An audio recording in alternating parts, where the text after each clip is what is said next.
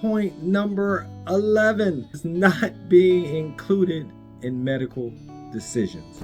So one of you reached out to me and say they make all of the choices without even asking me. Shouldn't I have some say in my own care? I don't really get that because I'm not quite sure how you get to a medical situation where you're not involving the patient.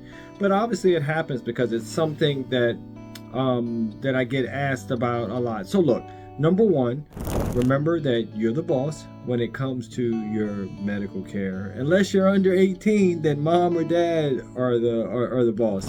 But when you're an adult, you're the boss of your medical care. And so even though I'm sitting here in this white coat, went to school to learn some things and so forth, that doesn't make me the full boss over what you want, you know? Maybe when it comes to treatments, therapies, and that kind of thing, I'm the boss, but you want me to be the boss. Believe me, you don't want to be the boss in that case.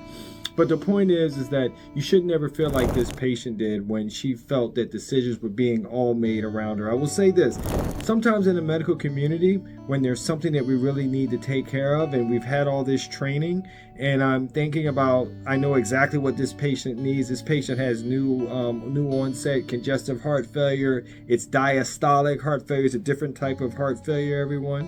The point is that sometimes in the medical community, we get all excited, which is a good reason, right? Because we get all excited because I know, like, I can help you. I can help that person. So therefore, we start making all these decisions without saying, you know what, dude, hit the pause button.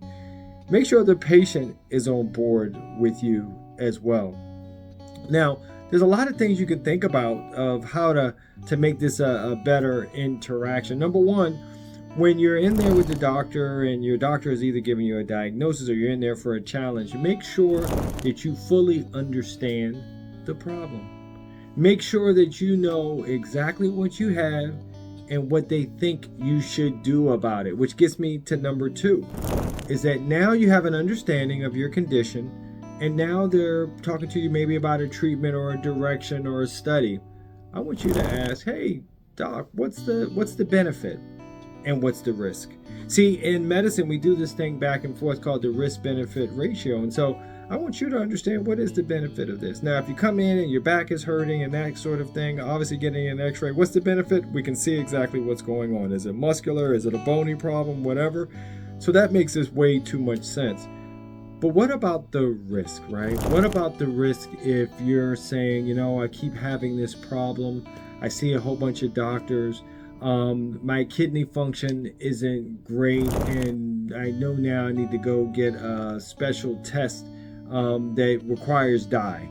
In order for us to see better. We inject it. Those are the sort of things where there's risk to that. But as a patient, I want you to understand that. I want you to be engaged and to ask those sort of things. Very, very important. Now, the other thing that's really important to me is hopefully now you understand your problem because you recognize, so you don't have to be like this person where they're going all around her with her own medical treatment. But I want you to ask about the risk and benefits. And then lastly, I want to make sure that you share your preferences. In other words, sometimes we can, you may need medications for some things. I have some people who prefer capsules or some people who prefer pills. I mean, everyone's sort of different, but if there are preferences that you have, I want you to be able to ask those. Let us tell you, there's not really a capsule for that or a tablet. Or I have patients who don't like pills and they want to know, doc, is there a liquid? And that sort of thing. And I'm like, hold on, you're an adult. What do you mean a liquid? You're not one of my twins. But anyway, just teasing. But the point is that your preferences matter is what I'm trying to get to. So you need to make sure you understand what's going on. You need to make sure you ask about the risk and the benefits. And above all, you have to make sure to convey your preferences, because if you have these sort of things in mind, it really does decrease that possibility that sometimes the medical community can kind of spring into action without getting you involved in a lot of the decision making and things that are important and unique and what really makes you you. Hey everybody, Dr. Ken Redcross here. If you don't know, I love the patient-doctor relationship. It is so important. So my question for you is, who wants to live longer? We all do, right? So therefore, I've written 2 books. This first book is called Bond. It's the importance of trust, respect, empathy, and communication with your doctor, because I believe if the relationship is perfect, then it will help you live longer. But how can I really make sure you live longer? Well, I decided to write a second book.